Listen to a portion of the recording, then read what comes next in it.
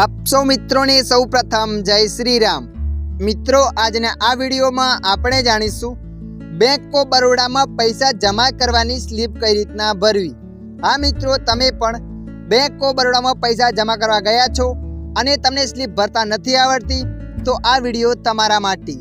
આ વિડીયોના માધ્યમથી આપણે જાણીશું બેંક ઓફ બરોડામાં ડિપોઝિટ ફોર્મ કઈ રીતના ભરવું।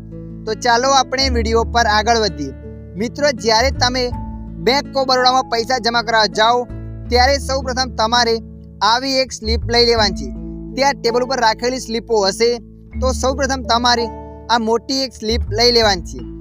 આ સ્લીપને લીધા પછી આપણે આ વિડીયોમાં જાણીશું આ સ્લીપને કઈ રીતના ભરવી। તો ચાલો આપણે વિડીયો પર આગળ વધીએ। તો મિત્રો, સૌપ્રથમ તમારે આગળનો ભાગ ભરવાનો છે। તમે જોઈ શકો છો આ સ્લીપના બે ભાગ હોય છે, એક મોટો અને એક નાનો। જ્યારે તમે પૈસા જમા કરશો ત્યારે તમને નાનો ભાગ પાછો આપવામાં આવશે અહીંયા બેંકનો સિક્કો મારીને, અને જે મોટો ભાગ છે તે બેંકમાં જમા રાખશે। આ ભાગ નાનો તમને પાછો આપવામાં આવશે। કદાચ કોઈ કારણસર તમારા પૈસા જમા ના થાય તો તમારી પાસે પ્રૂફ હોઈ શકે કે આ તારીખે મેં પૈસા જમા કર્યા હતા અને બેંકનો પણ સિક્કો ત્યાં હોય। તો ચાલો આપણે આ સ્લીપને ભરીને બતાવીએ। તો મિત્રો, સૌ પ્રથમ અહીંયા લખેલ છે ડેટ। તો મિત્રો, જે દિવસે તમે બેંકમાં પૈસા જમા કરાવવા ગયા છો એ દિવસની તારીખ અહીંયા લખી દેવાની છે। એ દિવસની તારીખ લખ્યા પછી નીચે લખેલ છે બ્રાન્ચ। તો મિત્રો, જે પણ બ્રાન્ચનું નામ હોય એ બ્રાન્ચનું નામ અહીંયા લખી દેવાનું છે। એટલે કે જે પણ બેંકમાં તમે જમા કરાવવા ગયા છો એ બ્રાન્ચનું નામ અહીંયા લખવાનું છે। એના પછી નીચે લખેલ છે માય અકાઉન્ટ ઇટ વાઇટ। તો મિત્રો, જે પણ બેંકમાં તમારું અકાઉન્ટ હોય એ બેંકના બ્રાન્ચનું નામ લખવાનું છે। દાખલા તરીકે અહીંયા મેં વાવ લખ્યું હતું। હું અહીંયા વાવ બેંક ઓફ બરોડામાં પૈસા જમા કરવા ગયો હતો અને મારું ખાતું પણ ત્યાં જ છે, એટલે અહીંયા પણ મેં વાવ લખ્યું છે। જો તમારું ખાતું કોઈ બીજી શાખામાં હોય તો એ શાખાનું નામ અહીંયા લખવાનું છે। શાખાનું નામ લખ્યા પછી નીચે લખેલ છે ફૂલ નામ। તો મિત્રો, અહીંયા તમારું નામ લખી દેવાનું છે। તમે જોઈ શકો છો મેં લખ્યું દેસાઈ ગોવિંદભાઈ। એના પછી નીચે લખેલ છે અકાઉન્ટ નંબર। તો મિત્રો, જે પણ તમારો અકાઉન્ટ નંબર હોય ધ્યાનથી અહીંયા અકાઉન્ટ નંબર લખી દેવાનો છે। અકાઉન્ટ નંબર લખ્યા પછી નીચે બતાવે છે ટાઈપ ઓફ અકાઉન્ટ। તો મિત્રો, અહીંયા તમારે ખાતાનો પ્રકાર લખી દેવાનો છે। તો અહીંયા મેં બચત ખાતું લખી નાખ્યું છે। ઇંગ્લિશમાં લખતા તો સેવિંગ લખવાનું છે। એના પછી નીચે લખે રૂપિયા। તો જે પણ પૈસા તમે જમા કરવા ગયા છો એ પૈસાની રકમ અહીંયા લખવાની છે। તો અહીંયા મેં 5000 રૂપિયા લખ્યા છે અને આ રીતના પાછળ લીટી કરવાની છે। કોઈ પણ વ્યક્તિ આ રકમની અંદર છેડછાડ ના કરી શકે। એના પછી નીચે લખેલ છે ટોટલ।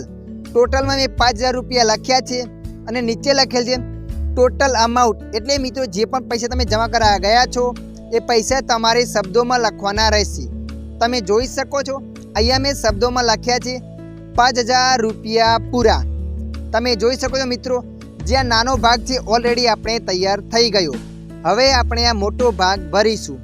સૌપ્રથમ તમારે અહીંયા ડિપોઝિટ બ્રાન્ચ એટલે જ્યાં પણ તમે પૈસા જમા કરવા ગયા છો એ બ્રાન્ચનું નામ લખવાનું છે। આપણે બેંક ઓફ બરોડા વાવમાં ગયા છીએ એટલે અહીંયા વાવ લખી નાખ્યું। એના પછી અહીંયા લખેલ છે માય અકાઉન્ટ વાઇટ। તો મિત્રો, તમારું ખાતું કઈ બ્રાન્ચમાં છે? તો મારું ખાતું વાવમાં જ હતું એટલે મેં અહીંયા વાવનું લખી નાખ્યું। એના પછી અહીંયા લખેલ છે ડેટ। તો મિત્રો, જે પણ દિવસે તમે પૈસા જમા કરાવવા ગયા છો એ દિવસની તારીખ અહીંયા લખી દેવાની છે। તારીખને લખ્યા પછી અહીંયા લખેલ છે ફૂલ નેમ। તો મિત્રો, અહીંયા તમારે આખું નામ લખવાનું છે।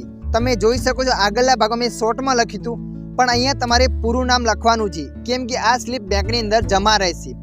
અહીંયા મેં પૂરું નામ લખી નાખ્યું દેસાઈ ગોવિંદભાઈ કરશનભાઈ। પૂરું નામ લખ્યા પછી નીચે લખેલ છે અકાઉન્ટ નંબર। તો મિત્રો, જે પણ તમારો અકાઉન્ટ નંબર હોય એ અકાઉન્ટ નંબર તમારે અહીંયા લખી દેવાનો છે।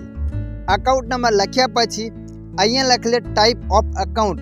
તો મિત્રો, અહીંયા તમારે અકાઉન્ટનો પ્રકાર લખી દેવાનો છે। અહીંયા મેં બચત ખાતું લખ્યું છે। એના પછી તમે જોઈ શકો છો અહીંયા ખાનું બતાવે છે। તો મિત્રો, આ ખાનાની અંદર તમારે જે નોટો હોય નોટો લખવાની છે।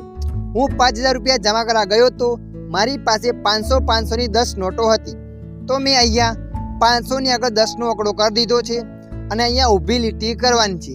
અને નીચે ટોટલમાં જે રકમ હોય ટોટલ રકમ લખવાની છે।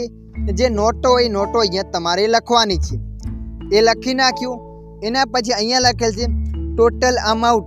તો મિત્રો જે પણ પૈસા તમે જમા કરાયા છે એ પૈસા તમારે અહીંયા શબ્દોમાં લખવાના છે. અહીંયા મેં લખ્યા છે 5000 રૂપિયા પૂરા. એના પછી નીચે લખેલ છે પાન કાર્ડ નંબર. જુઓ મિત્રો, 50,000 તમે જમા કરાવો કે 50,000થી વધારે રકમ જમા કરાવો તો તમારે અહીંયા પાન કાર્ડ નંબર લખવાનો ફરજિયાત હશે. પણ 50,000થી અંદર રકમ હશે તો પાન કાર્ડ નંબર લખવાની કોઈ જરૂર નથી. આપણે તો અહીંયા ફક્ત 5,000 રૂપિયા જમા કરવાના હતા એટલે પાન કાર્ડ નંબર લખ્યો નથી. એના પછી નીચે લખેલ છે મોબાઈલ નંબર. તો મિત્રો જે પણ તમારો મોબાઈલ નંબર હોય એ મોબાઈલ નંબર અહીંયા તમારે લખી દેવાનો છે. મોબાઈલ નંબર લખ્યા પછી તમે જોઈ શકો છો અહીંયા લખેલ છે સિગ્નેચર. તો મિત્રો જે પણ તમે સાઇન કરતા હો એ સાઇન તમારે અહીંયા કરી લેવાની છે. સાઇન કર્યા પછી નીચે લખેલ છે ડિપોઝિટ નેમ. તો મિત્રો જે પણ વ્યક્તિ પૈસા જમા કરવા ગયો છે એ વ્યક્તિનું નામ અહીંયા લખવાનું છે. દાખલા તરીકે હું ખુદ પૈસા જમા કરવા ગયો હતો એટલે અહીંયા મેં દેસાઈ ગોવિંદ કરી નાખ્યું. જે પણ વ્યક્તિ પૈસા જમા કરવા ગયો છે એ વ્યક્તિનું નામ અહીંયા લખવાનું રહેશે. આટલું કર્યા પછી તમારી જમા સ્લીપ તૈયાર થઈ જશે. મિત્રો ત્યારબાદ આ સ્લીપ અને પૈસા લઈને કેશિયર પાસે જવાનું છે.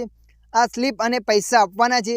તમારા પૈસા આ અકાઉન્ટમાં જમા થઈ જશે. તો મિત્રો આશા રાખું છું આ વિડીયો તમને પસંદ આવ્યો હશે. આ વિડીયોની અંદર થોડુંક પણ કંઈક જાણવા મળ્યું હોય તો વિડીયોને લાઈક કરી દેજો. અન્ય આવા માહિતીવાળા વિડીયો જોવા માટે અમારી ચેનલને સબસ્ક્રાઈબ કરી લેજો.